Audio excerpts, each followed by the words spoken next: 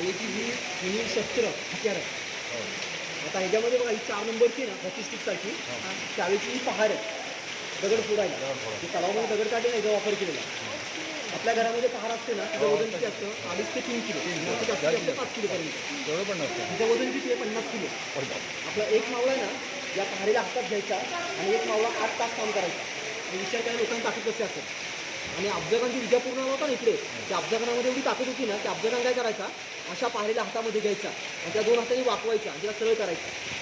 म्हणतात ना स्वराज्यावरती आलेलं मोठं संकट त्याला प्रतापाच्या पायथ्याला मारायचं. आता या बाकीचं सगळं तोफं आहेत पण प्रत्येक तोफेचं वजन कमी जास्त आहे. म्हणजे काहीचं वजन 40 किलो 60 किलो आणि ही तोफ आहे ना 100 हिचं वजन आहे 100 किलो. आपला एक मावळा या तोफेला खांद्या घेऊन एक मावळा पूर्ण तटबंदीवर पहारेकरी फिरायचा दिवसभर रात्रभर. पण आताचे आपले लोक बघा नुसतं मोकळं घालायचं म्हणलं तर लोक दमतात. त्यावेळेला 100 किलो घेऊन खांद्या घेऊन फिरायचे. पण आताची लोक काय करतात फोटो काढण्यासाठी त्याला उचलायचा प्रयत्न करतात.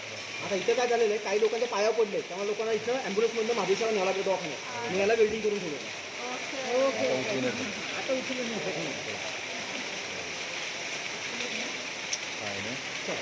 नाही